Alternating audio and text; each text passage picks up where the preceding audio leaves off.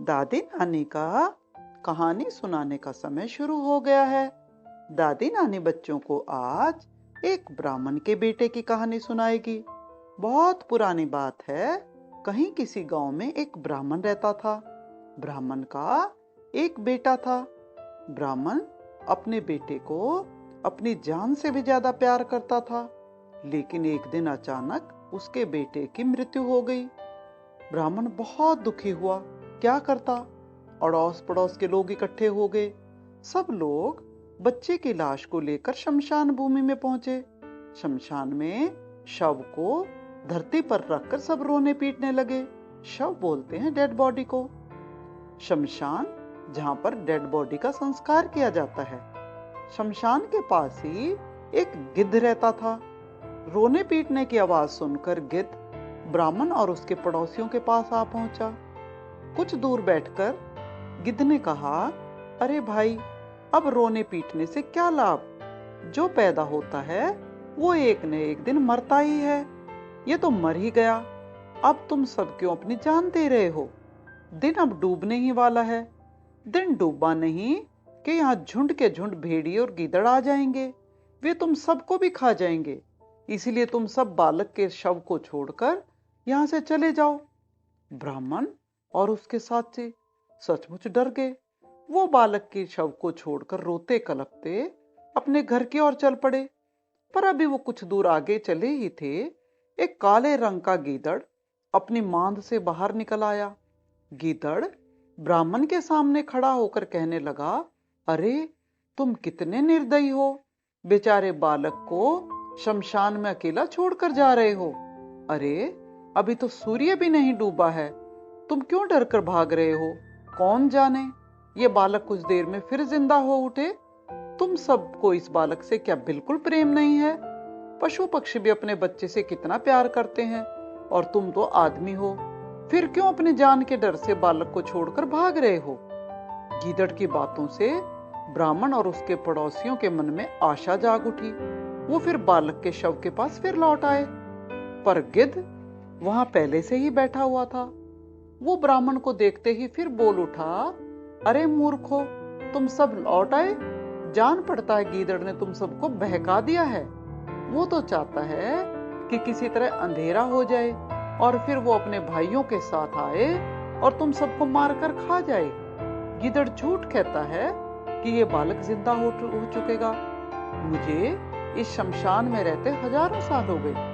आज तक तो मैंने ये कभी नहीं देखा कि कोई शव शमशान में फिर जी उठा हो। मेरी बात मानो, यदि अपनी कुशल चाहते हो तो जल्दी से यहाँ से चले जाओ। देखो अंधेरा होने वाला है। गीदड़ अपने भाइयों को लेकर तुम सब पर टूट पड़ेगा और फिर तुम सब देखते ही देखते मारे जाओगे। ब्राह्मण और उसके साथी डर के मारे कांप उठे। वो फिर बालक की डेड बॉडी को छोड़कर घर की ओर चल पड़े। फिर कुछ दूर आगे गीदड़ आए और गीदड़ फिर कहने लगा, ब्राह्मण, बालक के चेहरे पर कैसा रंग चमक रहा है। मुझे तो पूरा विश्वास है कि वो कुछ देर में जीवित हो उठेगा और वो जिंदा होकर दुनिया में बड़े बड़े काम करेगा। सारा संसार उसको देखेगा कि कैसे वो जिंदा हो उठा है। गिद्ध तो मूर्ख है, वो कुछ नहीं जानता। क्या तुम सबने रामचंद्र जी की कथा में ये नहीं सुना है कि एक बार उन्होंने शंभुक को मारकर ब्राह्मण के मरे बालक को फिर से जिंदा कर दिया था। राजश्री श्वेत के जीवन कथा में भी मरे हुए बालक को फिर से जिंदा देने की बात मिलती है। अगर श्री राम और राजश्री श्वेत की कथा सच है तो ये भी हो सकता है कि ये बालक जिंदा हो उठे। कौन जाने इधर से कोई बड़े सिद्ध महात्मा निकले और वो इस बालक को जिंदा कर दें। ब्राह्मण और उसके साथियों के मन में फिर आशा जाग उठी। वो फिर शमशान में बालक के शव के पास लौट आए और बैठकर रोने लगे। गिद्ध फिर बोल उठा, रे मूर्खो, तुम सब क्यों गला फाड़ फाड़ कर रो रहे हो? तुम्हारे रोने से कुछ होने वाला नहीं है। ये बालक अब जिंदा बिल्कुल नहीं हो सकता। हाँ, इसके जीवित होने के धोखे में तुम सब गीदड़ भेड़ियों के शिकार जरूर हो जाओगे। देखो अभी कुछ नहीं बिगड़ा है। अपने प्राणों की खैर चाहते हो तो जल्दी यहाँ से भाग जाओ। ब्राह्मण और उसके साथी फिर डर गए। और बालक के शव को छोड़कर फिर चलने लगे। कुछ दूर बाद फिर गीदड़ मिला और गीदड़ फिर वही बात कहने लगा। इस तरह गीदड़ और गिद्ध दोनों ही बार बार अपनी बातें कहते थे।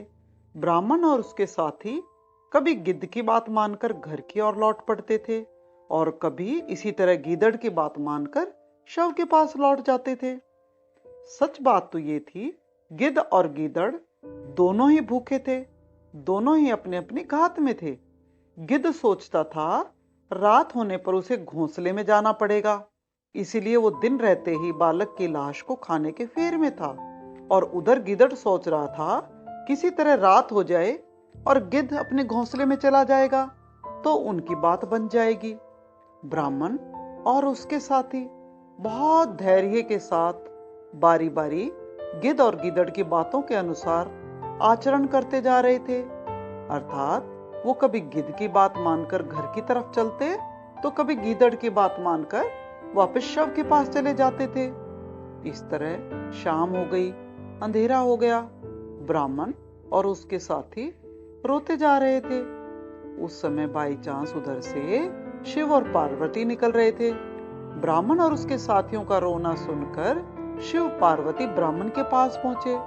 उन्होंने ब्राह्मण पर दया की और उससे वरदान मांगने को कहा। ब्राह्मण ने हाथ जोड़कर कहा, हे भगवान, मेरा यही एक बालक है, आप कृपा करके इसे जिंदा कर दें।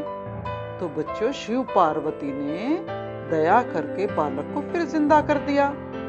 ब्राह्मण और उसके साथी तो खुशी के मारे नाचने लगे। वे अपने बच्चे को लेकर हंसी खुशी घर लौट गए। तो बच्चों, ब्राह्मण ने कितना हौसला रखा। अगर वो जल्दी वापस लौट आता, गिद्ध और गीदड़ की बातों को न मानता, तो कभी भी उसको शंकर पार्वती ना मिलते और उसका बच्चा जिंदा ही ना होता। तो बच्चों, आज की कहानी यहीं खत्म होती है।